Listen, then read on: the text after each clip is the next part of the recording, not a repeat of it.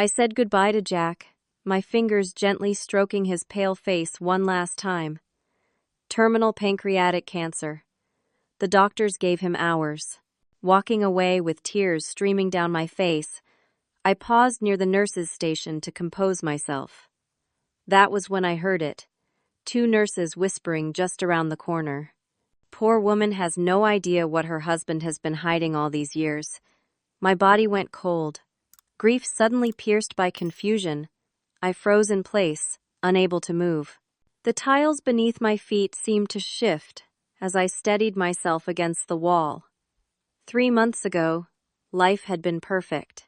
Jack and I had been married for 7 wonderful years, living in our dream home in suburban Portland that we had renovated together. I ran my own interior design business, and Jack was a successful financial advisor with a growing client list of Portland's affluent. We had finally decided this would be the year we started our family. Then came the diagnosis. Stage 4 pancreatic cancer. It hit us like a freight train on an otherwise ordinary Tuesday in March.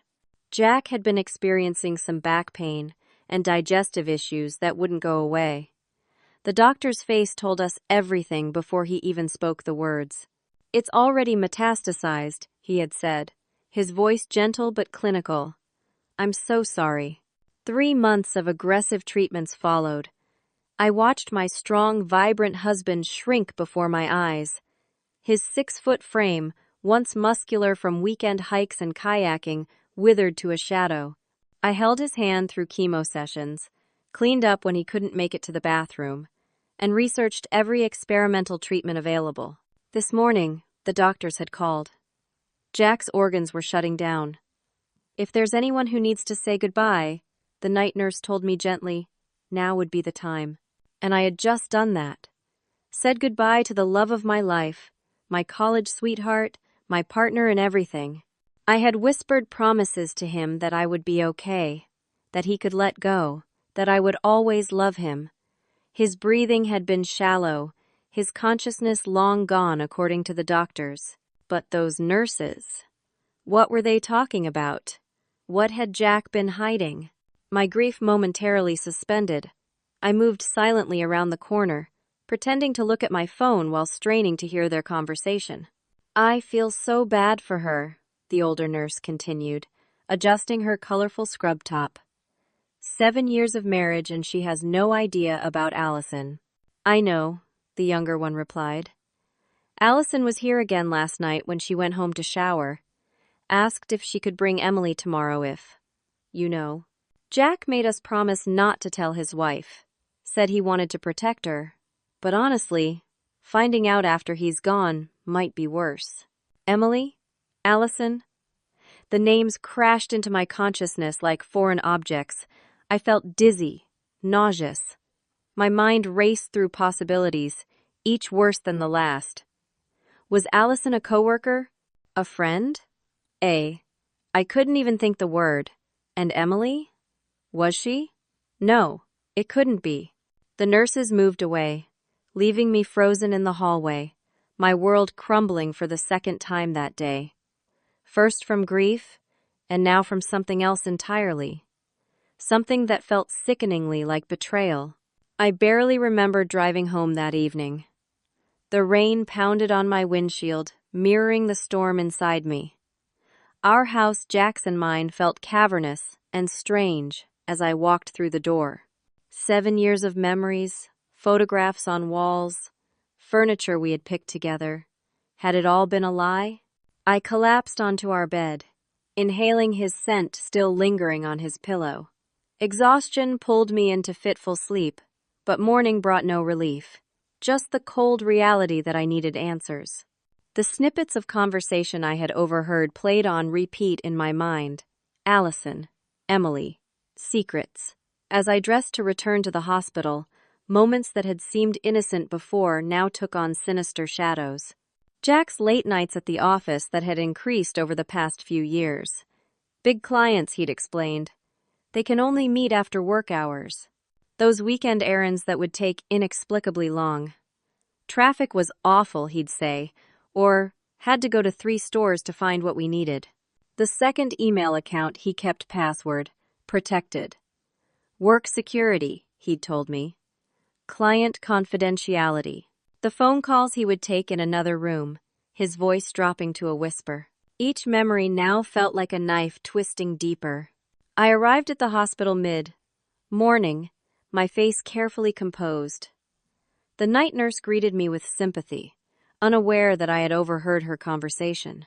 "He's still with us," she said softly, holding on longer than expected. I nodded, walking into Jack's room, with a heaviness that went beyond grief. He lay there, unresponsive, machines breathing for him. I sat beside him, studying his face as if trying to find evidence of deception in his closed eyes and slack features.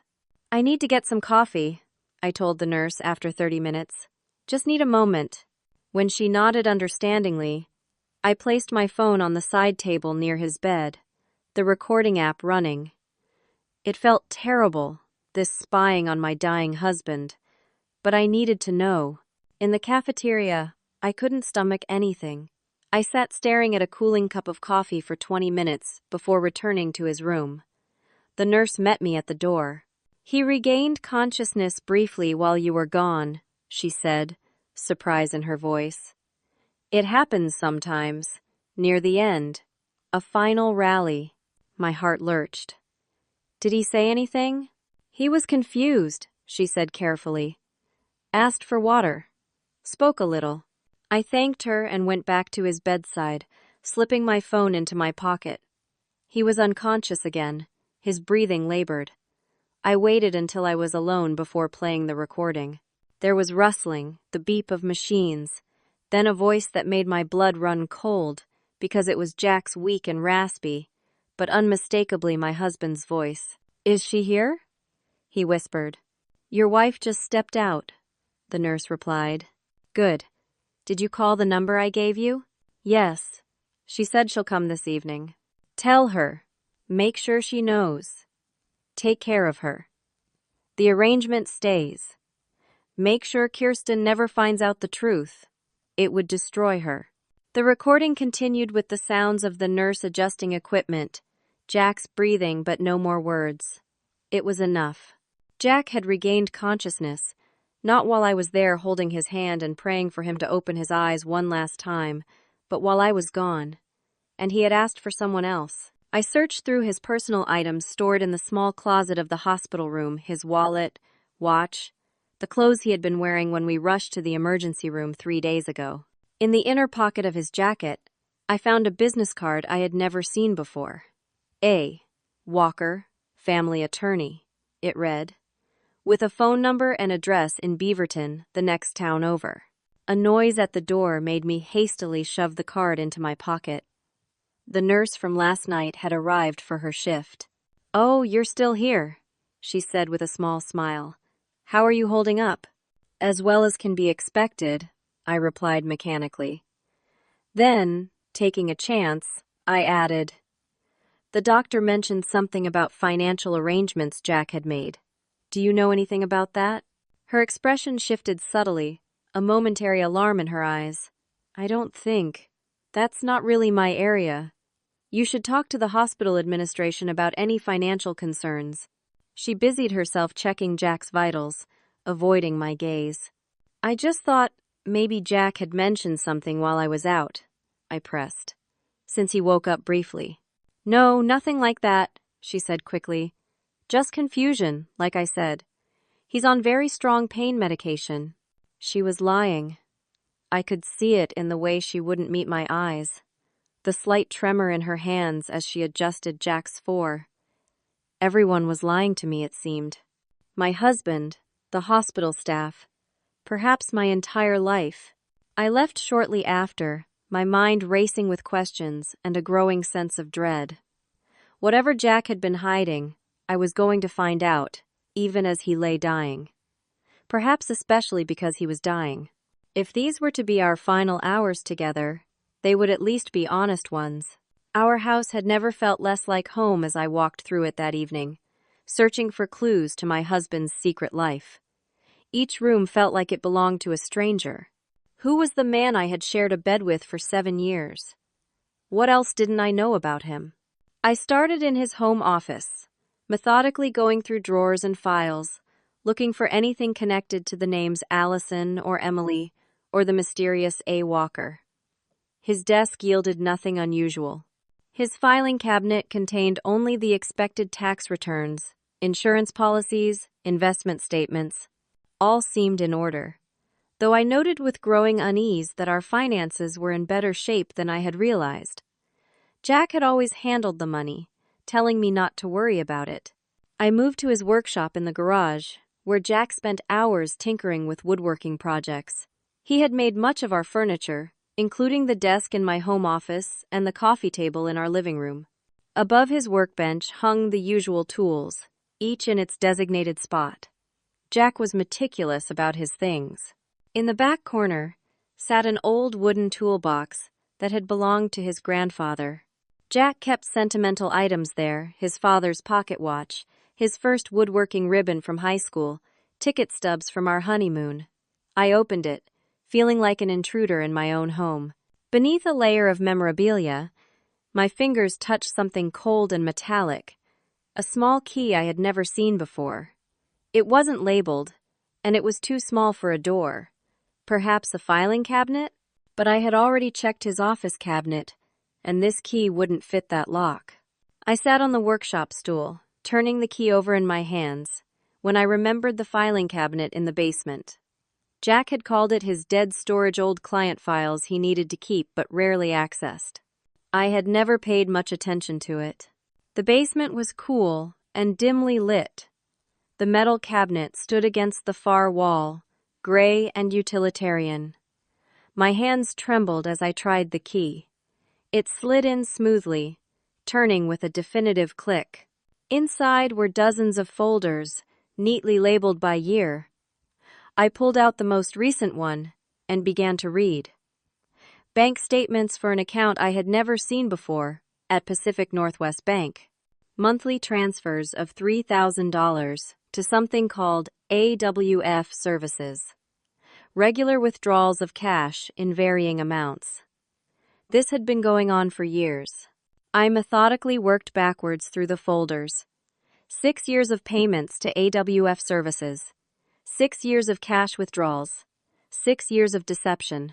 In the oldest folder, I found a rental agreement for an apartment in Beaverton under Jack's name, dated 8 years ago. Before we were married, but after we had gotten engaged. The lease had been for 1 year. At the very back of the bottom drawer, taped in an envelope to the cabinet's wall, I found another key, larger this time, with a small tag attached. Box 273, First National. My mind was spinning. A safety deposit box at First National Bank that I knew nothing about. More secrets. I barely slept that night, my thoughts a chaotic mess of grief and betrayal.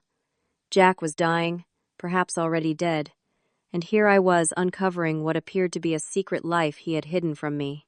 Part of me wanted to rush to the hospital, demand answers while he might still be able to give them. Another part couldn't bear to see him now, this stranger who had shared my life. First National Bank opened at 9 the next morning. I was waiting outside at 8:45, the key clutched in my hand. When the doors finally opened, I approached the teller with what I hoped was a normal expression. "I need to access a safety deposit box," I said, my voice steadier than I felt.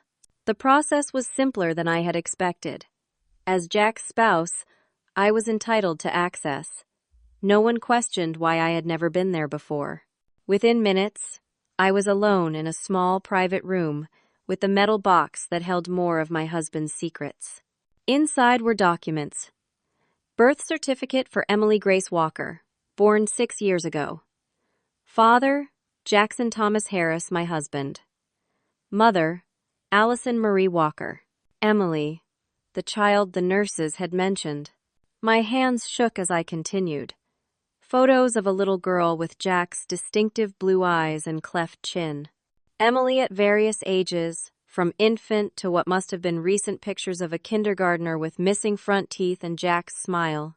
Photos of Jack with Emily at a playground, blowing out birthday candles. At what appeared to be a school function, Jack looked happy, like a father. More documents. Property deed for a house in Beaverton, purchased 5 years ago. Owner, Jackson Harris. Utility bills for that address. School registration forms for Emily Walker at Westview Elementary. I sat back, feeling like I might be sick. Jack had another life, just 20 minutes from our home. A child, a house, years of lies. My phone rang, startling me out of my shocked daze. The hospital's number flashed on the screen. I almost didn't answer. Almost. Mrs. Harris? This is Dr. Brennan from Portland Memorial. My mouth was dry. Yes? There's been a change in your husband's condition. He's stabilized somewhat and has been lucid intermittently this morning. He's asking for you. I closed my eyes, my free hand still resting on the photos of the daughter I hadn't known existed. He seems agitated, the doctor continued. Keeps saying he needs to talk to you, and also mentions someone named Emily. He says Emily needs to see him. Do you know who that might be? The doctor's question hung in the air between us. Did I know who Emily was? An hour ago, I would have said no. Now I knew she was my husband's 6-year-old daughter, who apparently needed to see him before he died. I'll be there soon, I said finally, and hung up. The drive to the hospital was a blur. My mind raced with questions, accusations, and underneath it all, a deep current of grief, not just for my dying husband, but for the marriage I now realized I never truly had. Jack was awake when I arrived, his eyes finding mine as I entered the room. He looked terrible, jaundiced skin stretched tight over his cheekbones, lips cracked and dry, but his eyes were clear for the first time in days. Kirsten, he whispered, reaching out a skeletal hand.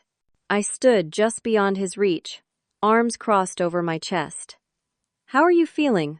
I asked, the polite question at odds with the storm inside me. Better, for now, he said. His voice was weak but coherent. The doctors say it's temporary. A last rally before. He didn't finish the sentence.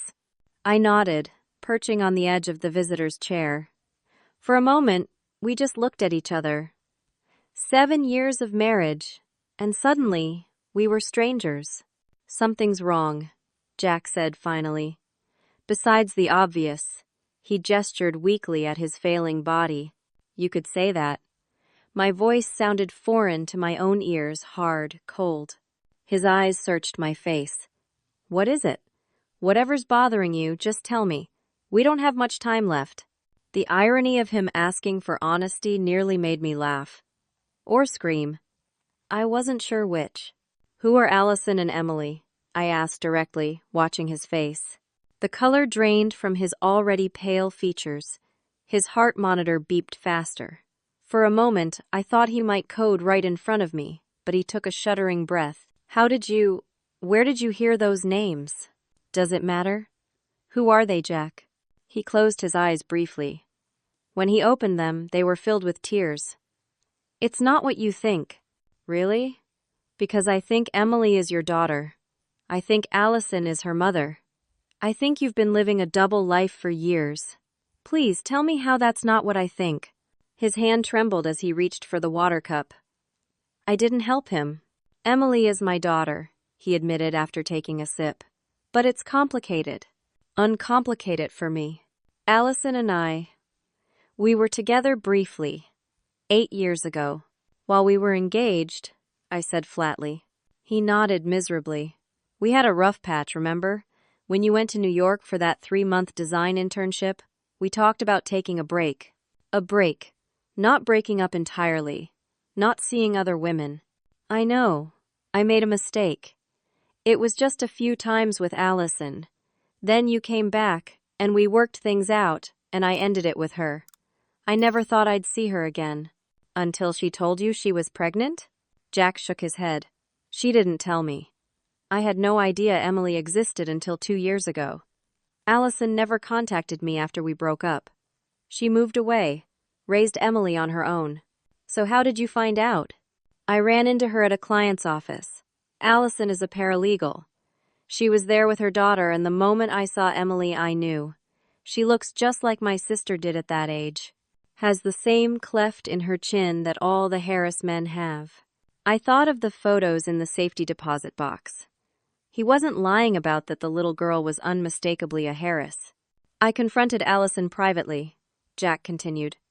She admitted Emily was mine.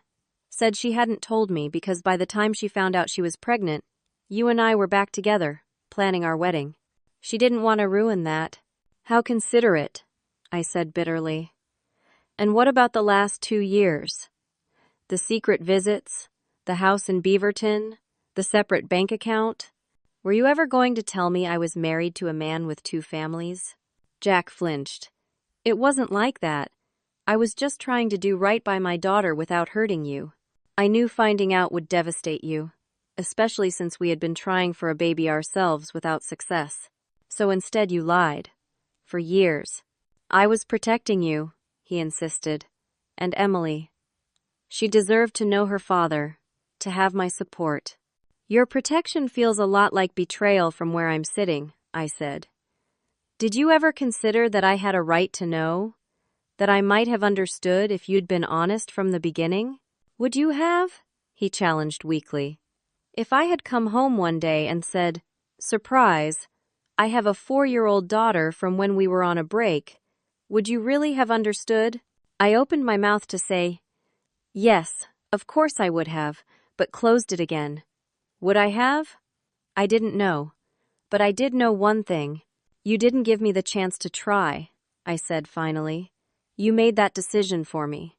You decided our entire marriage would be built on a lie.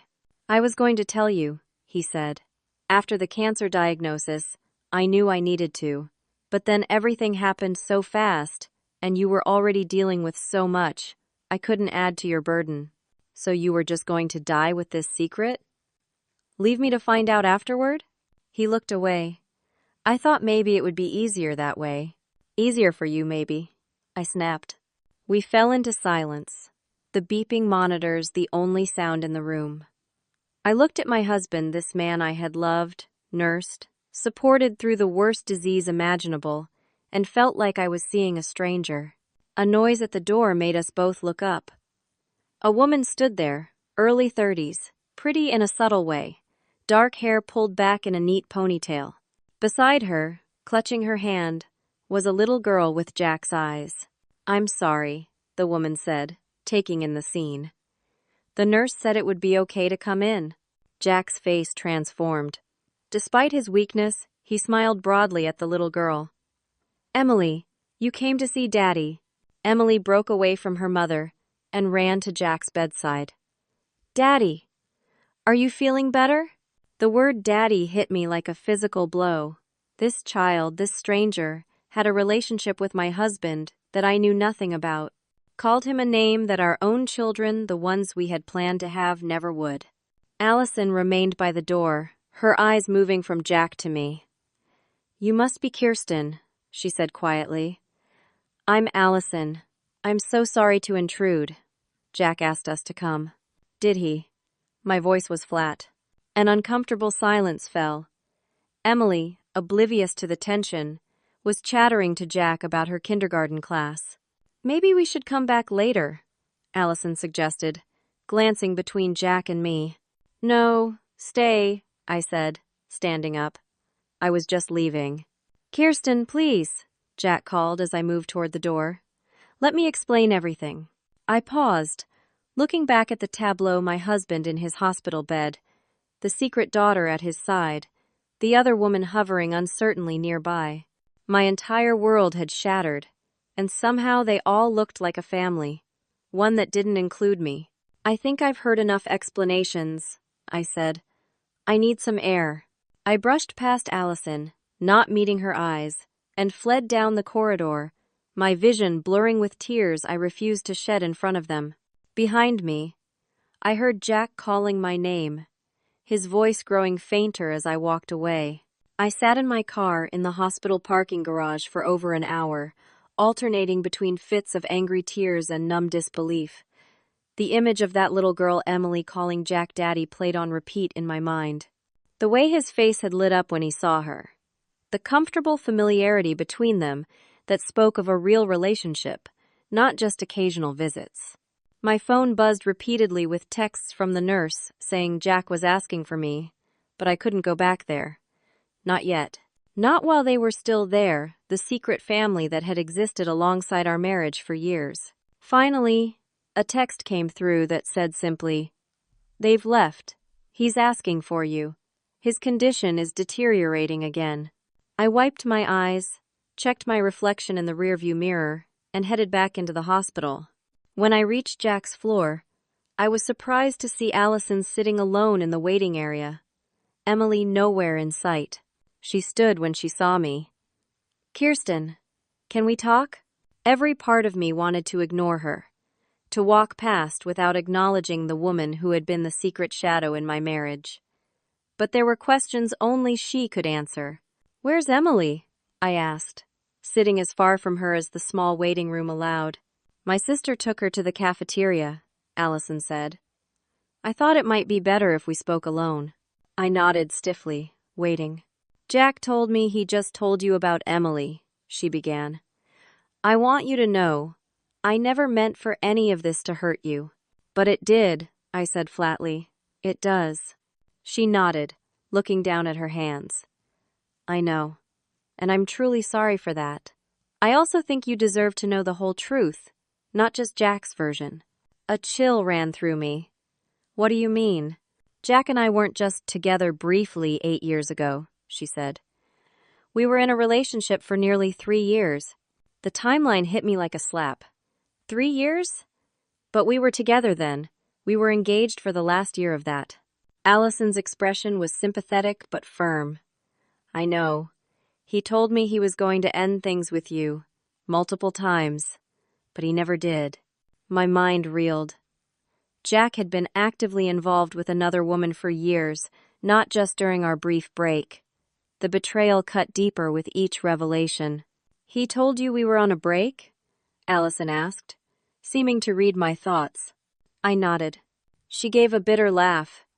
"He told me you were breaking up, that it was over between you. Then when you came back from New York, he said he needed time to find the right way to end things with you. Then it was after the holidays. Then after your cousin's wedding. There was always a reason to delay. But you stayed with him, knowing he was engaged to me?" She had the grace to look ashamed. "I'm not proud of that. I was young and in love and believed him every time he said he was going to leave you. By the time I realized he never would, I was already pregnant. And then you disappeared? Just like that?" "No," she said, shaking her head firmly. "That's not what happened.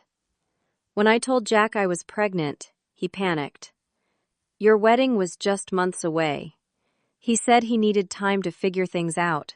Then he started sending me money, setting me up in an apartment across town, visited when he could. Always promised he would make things right, tell you the truth, be a real father to Emily." My stomach churned. "So Emily has known Jack her whole life? He's been involved since she was born?" "Yes. Weekend visits mostly. Holiday mornings before he would go to your family gatherings. He bought the house for us 5 years ago. Said it was an investment in Emily's future."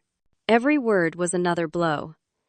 Not only had Jack hidden his daughter from me, but he had been actively living a second life as her father while married to me. "The financial arrangements," I said, the pieces clicking into place. "AWF Services. That's you, isn't it? Allison Walker Family Services." She nodded. "Jack set it up that way so the payments wouldn't raise flags. He's been supporting us, paying for Emily's education, setting aside money for her college. While telling me we needed to budget carefully because of the housing market," I said bitterly, "while I put off starting our own family because he said we weren't financially ready yet." Allison looked genuinely surprised. "He told you that?" "Kirsten, Jack makes more than enough to support 2 households comfortably. The house he bought for us was paid in full. No mortgage." The extent of Jack's deception was staggering. Not just the secret child and relationship, but the financial lies, the manipulation of both our lives to maintain his double existence. Why are you telling me all this now? I asked. Why not let me believe his version? That he only found out about Emily 2 years ago? That he was just trying to do right by his child? Because you deserve the truth, she said simply. And because Jack changed his will yesterday, I thought you should know. Before I could ask what she meant, a doctor approached us. Mrs. Harris? Mr. Harris is experiencing some difficulty. I think you should come. I stood, and to my surprise, Allison did too. I'm sorry, the doctor said, looking between us. Family only at this point. I am family, Allison said quietly. Jack will want me there. The doctor looked uncomfortable. Mrs. Harris? I was too numb to argue. It's fine. She can come. As we walked toward Jack's room, the doctor pulled me aside. There's something else you should know. Mr. Harris made some changes to his advance directives yesterday. He's added Miss Walker as his medical power of attorney, jointly with you. I stopped walking. He what? He also updated his will, the doctor continued, his voice low. The hospital's patient advocate helped him with the paperwork. I assumed you were aware. I wasn't, I said coldly. What else did he change? I don't know the details of the will, the doctor said, clearly regretting bringing it up. Just that he made Miss Walker and his daughter primary beneficiaries of something. A trust, I believe. The advocate would have more information. I felt Allison's eyes on me but didn't look at her. Thank you, doctor. We should go to Jack now. Jack was semi-conscious when we entered. His breathing labored. The nurse was adjusting his oxygen. His eyes fluttered open when he heard us. Kirsten, he whispered. Allison, you're both here. You're having a rough patch, I said, moving to his side mechanically. Despite everything, seeing him suffering still affected me. The doctor says your oxygen levels are dropping. Time's up, he said with surprising clarity. Need to tell you both. The truth. I already told her, Allison said, moving to his other side. About us. About Emily. Jack closed his eyes briefly. All of it? The 3-year relationship. The ongoing involvement. The house, Allison confirmed. The doctor also mentioned the will changes. Jack's eyes found mine, pleading. Had to protect Emily and Allison. You understand that, right? Protect them from what? I asked. From me knowing the truth? Or from something else? He didn't answer directly. Never meant to hurt you, Kirsten. Loved you both, different ways. You lived a double life for 7 years, I said, my voice breaking. You lied to me every single day of our marriage. Going to tell you, he insisted weakly. After the diagnosis. But then, couldn't bear to see you hurt. Not while I was dying. Thought it would be easier, after. Easier for you, I echoed my earlier words. Not for me. Not for Allison or Emily either. The trust, he said, his voice fading. The insurance. Had to make sure they were taken care of. What about me, Jack? Wasn't I supposed to be taken care of too? Your wife? His eyes were growing unfocused. You're strong. Always been the strong one. Emily's just a child. Needs protection. The monitor began beeping more rapidly. The nurse moved in, checking Jack's vitals. His blood pressure is dropping, she said. I need to call the doctor. Jack's hand fumbled for mine. Forgive me, he whispered. Both of you. So many lies. Never planned it this way. Got trapped in the life I made. His eyes closed again, and this time they didn't reopen. The nurse gently moved us back as the doctor rushed in, calling out orders to the team that quickly assembled. Allison and I found ourselves standing side by side in the hallway as they worked on Jack. 2 women who had shared a husband, one knowingly, one in ignorance. Both betrayed in different ways. Did you know about the will? I asked her quietly. She shook her head. Not until yesterday when the advocate called me. Jack had listed me as his emergency contact at work, apparently. I came right away. Emily was with my sister. What exactly did he leave you? A trust fund for Emily's education. Life insurance policy naming us both. The house, of course, but that was already in my name jointly with his. She hesitated. Kirsten, I never asked for any of this. The will changes, I mean. That was all Jack. I believed her, strangely enough. We had both been manipulated by the same man, played against each other without ever knowing it. What will you do? She asked. About the funeral, I mean. Emily will want to be there. The thought of my husband's funeral being attended by his secret second family made my chest tighten painfully. How would I explain that to our friends, our families? To my parents who had loved Jack like a son? I don't know, I admitted. I haven't thought that far ahead. The doctor emerged from Jack's room, his expression somber. We've stabilized him for now, but his organs are failing. It's just a matter of time. Hours, maybe. You should prepare yourselves. We nodded. Two women united only by their connection to a dying liar. I'll stay with him a while, I said. You should get back to Emily. Allison nodded. I'll bring her to say goodbye later, if that's okay. Was it okay? Nothing about this situation was okay, but I couldn't deny a child the chance to say goodbye to her father, no matter how complicated the circumstances. That's fine, I said. Give me some time with him first. As Allison walked away, I stood outside my husband's room, trying to reconcile the man I had loved with the one who had betrayed me so completely. In the 7 years of our marriage, I had never once suspected the depth of his deception. What did that say about him? About me? About the relationship I had believed was the foundation of my life? The next morning, I met with a lawyer. Jack was still hanging on, but just barely, and I needed to understand my legal position.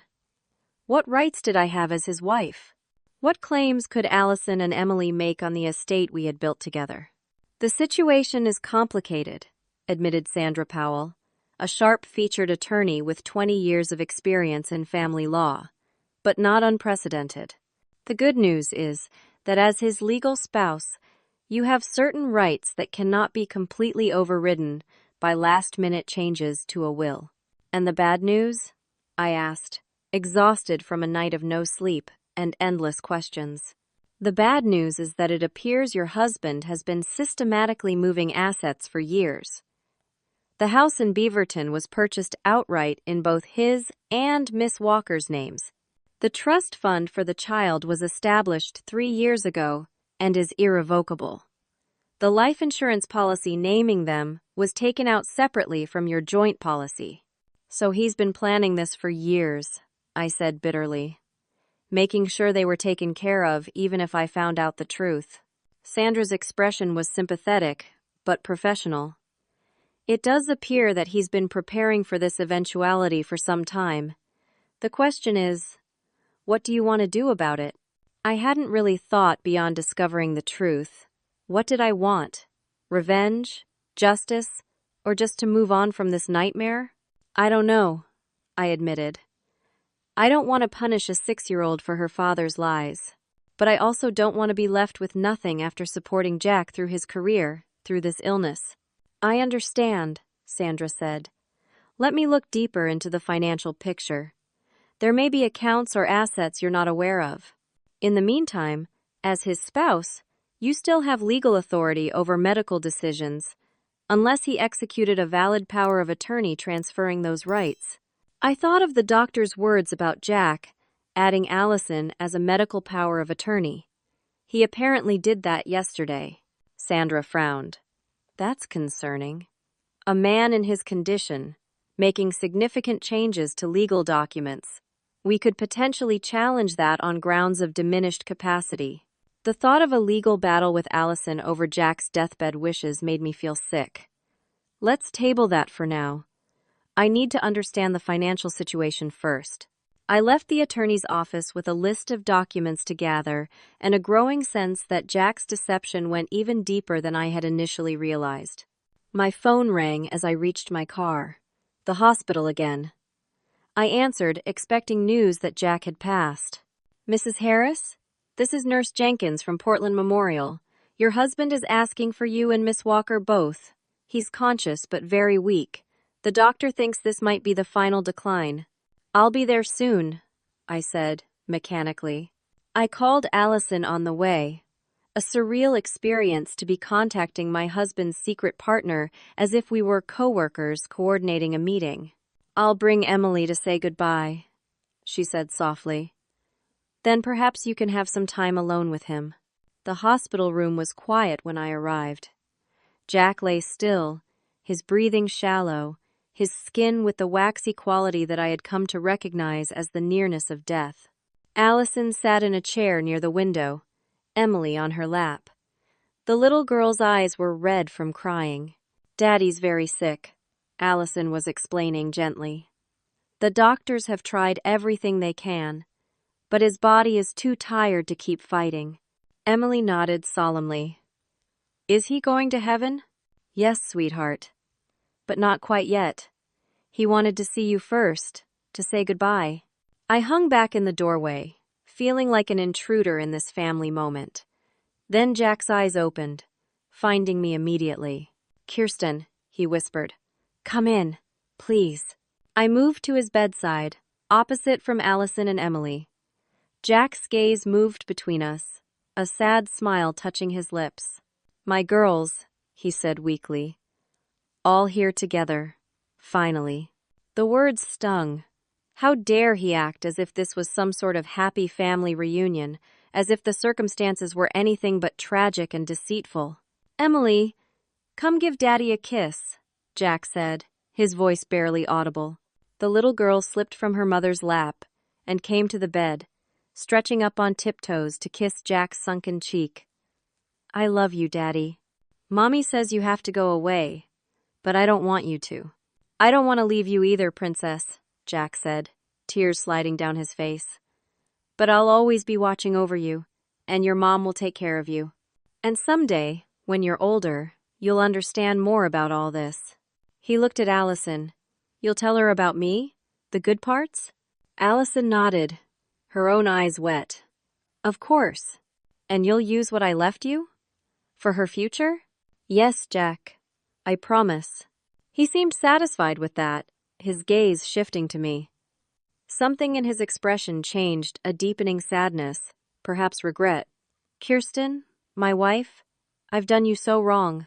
I didn't trust myself to speak, simply nodded. Can you both come closer? He asked. There's something I need to tell you. Together.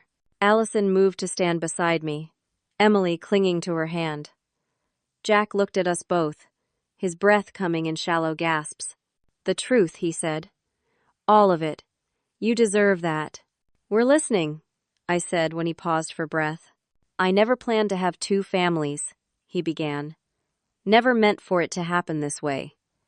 Met Allison when Kirsten was in New York. Fell for her.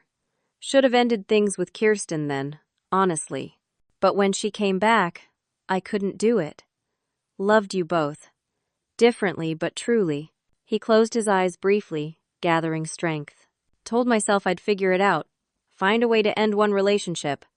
But then Allison got pregnant, and Kirsten and I had just bought our house. Got trapped in the lie. Easier to keep going than face the consequences.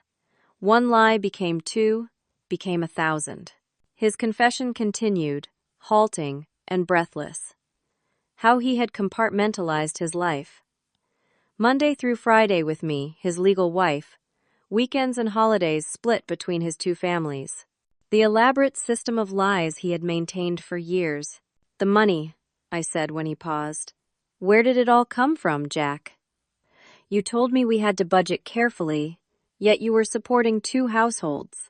His eyes shifted away. That's the worst part. Some of it was legitimate, my salary, bonuses. But not all. What do you mean? Allison asked, her voice sharp. Borrowed from clients, he whispered. Investments that didn't exist. Used new client money to pay returns to older clients. Classic Ponzi scheme. Got deeper and deeper. The blood drained from my face.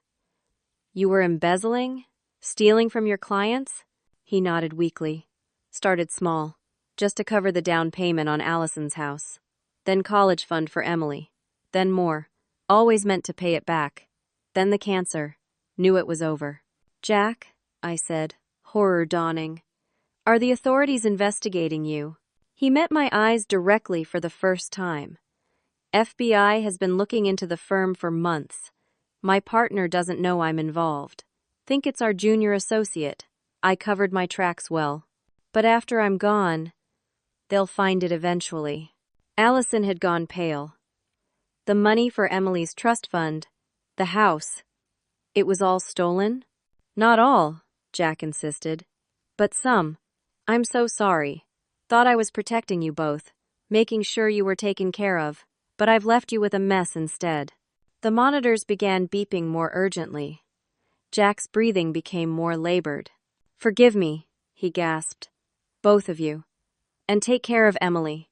She's innocent in all this. The nurse rushed in, checking Jack's vitals, calling for the doctor. We stepped back, Allison clutching Emily protectively. Kirsten, Jack called, his voice suddenly stronger. The blue folder in my desk. Combination to the safe. Everything you need to know. Then his eyes rolled back, and he began to seize. The medical team swarmed around him, pushing us out of the room entirely. Allison and I stood in the hallway, both stunned by Jack's final confession. Not only had he led a double life, but he had funded it through criminal activity that could potentially leave us both vulnerable to investigation. Did you know? Allison asked quietly, her arms around Emily, who was crying softly. I shook my head. No.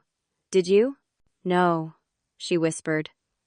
I thought the money was legitimate. From his business, his investments.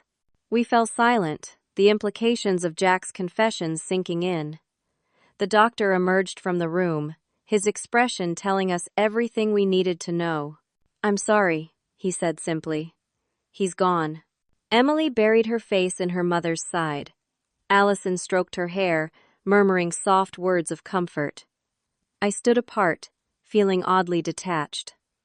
My husband was dead. The man I had loved, nursed, grieved for, was gone. But he wasn't the man I had thought he was. He was a stranger who had lived a double life, committed crimes, and betrayed everyone who loved him. What happens now?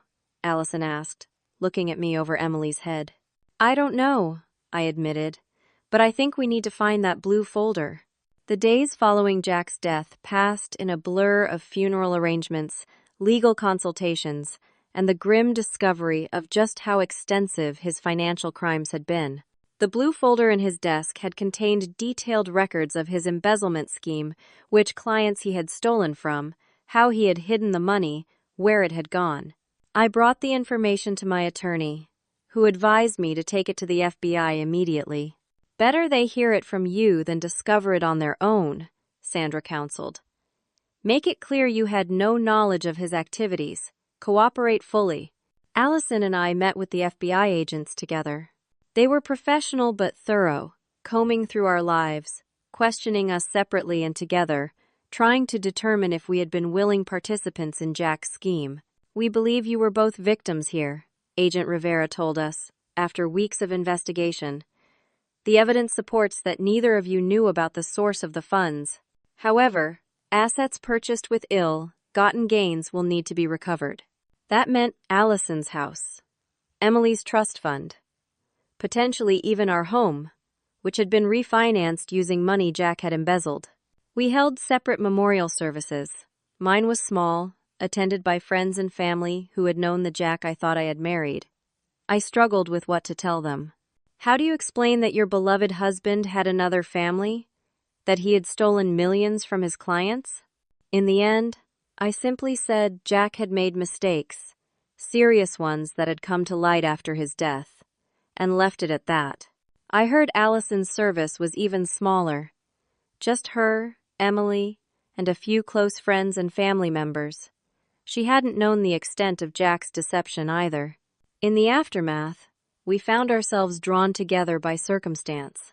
The FBI investigation, the need to make decisions about what to tell Emily, the shared experience of having loved and been betrayed by the same man it created, an unlikely bond between us.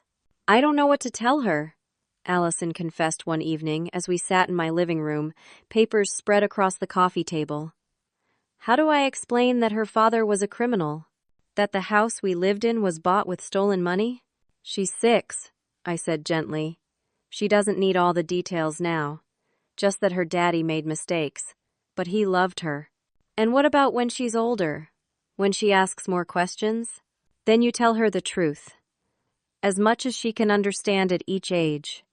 But always that she was loved. That none of it was her fault. Allison nodded, wiping away a tear. Thank you. For not hating us. You would have every right to. I did. At first, I admitted. But then I realized we were both victims of Jack's lies.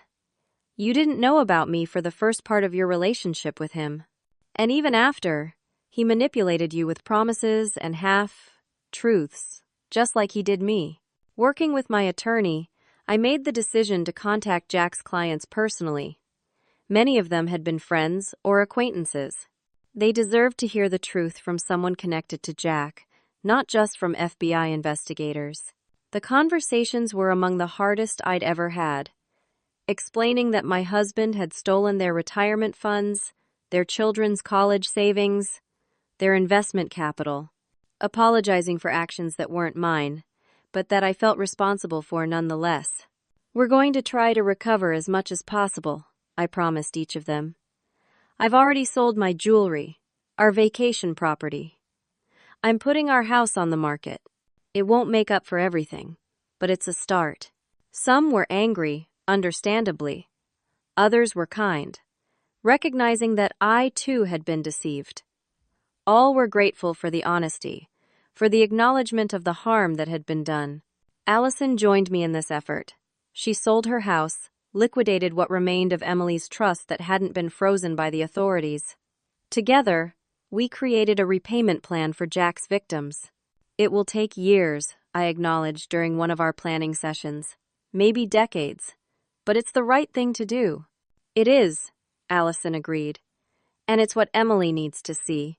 That when someone makes mistakes, even terrible ones, you do what you can to make amends. A year after Jack's death, I had rebuilt my interior design business, which had suffered during his illness and the aftermath of his death. Clients who had initially dropped me, associating me with Jack's crimes, began to return as they saw my efforts to make things right. Allison had moved to a small apartment not far from me, taking extra paralegal work to support herself and Emily. We had developed an unexpected friendship, bonding over our shared experience and our determination to clean up the mess Jack had left behind. Emily, now 7, often spent time with me. At first, it had been painful to see Jack's eyes looking back at me from her small face. But gradually, I came to cherish this connection to the man I had loved, separate from his betrayal. "Are you my stepmom?" Emily asked me one afternoon as we baked cookies together, flour dusting her nose. I considered the question carefully. "Not officially, but I was married to your dad, and I care about you very much. So I'm something like that." She nodded, accepting this explanation with the simple clarity of childhood. "Mommy says Daddy made big mistakes, but he loved us both." "That's true," I said, swallowing past the lump in my throat. "Your daddy made mistakes, but he did love us." It wasn't a conventional family by any means, but we had created something meaningful from the ashes of Jack's deception. Allison and I supported each other through the ongoing legal processes. I helped Emily with her homework and attended her school plays. We shared holidays, creating new traditions that honored the good memories while acknowledging the complicated truth. On the anniversary of Jack's death, the 3 of us visited his grave together. Emily placed flowers while Allison and I stood back, giving her space for her grief, which was simpler and purer than ours. "Do you think he ever really loved either of us?" Allison asked quietly as we watched Emily talking softly to her father's headstone. "I think he did," I said after a moment's reflection, in his way. "I think he loved us both, but didn't know how to choose, how to be honest. So he tried to have everything, and in the end, lost it all. Not everything, Allison said, looking at Emily. He left something good behind. I nodded, watching the little girl who had Jack's smile, his curious nature, his creative spirit. Yes, he did. That afternoon, I launched the Harris Victim Restitution Foundation, dedicated to helping those who had been financially harmed by Jack's actions. Allison had helped me set it up, using her legal knowledge, and we both contributed what we could from our earnings. It would never fully repair the damage Jack had done. Some of his clients had lost their retirement savings, others their businesses. But it was something, a step toward healing, a way to transform our pain into purpose. As I stood addressing the small gathering at the foundation launch, I caught Allison's eye. She smiled encouragingly, Emily beside her, proudly handing out brochures I had designed.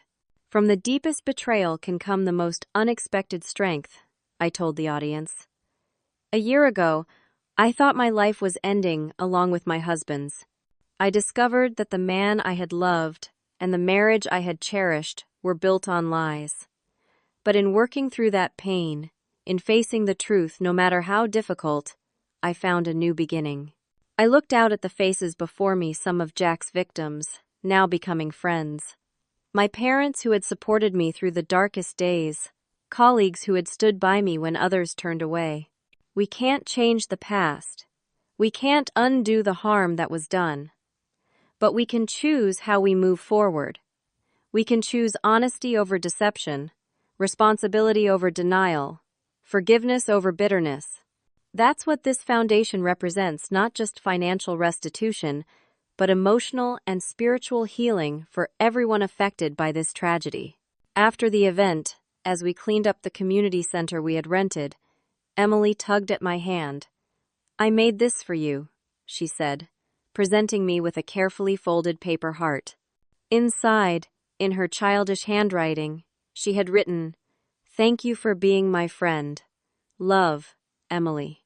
Tears pricked my eyes as I knelt to hug her. Over her shoulder, I met Allison's gaze.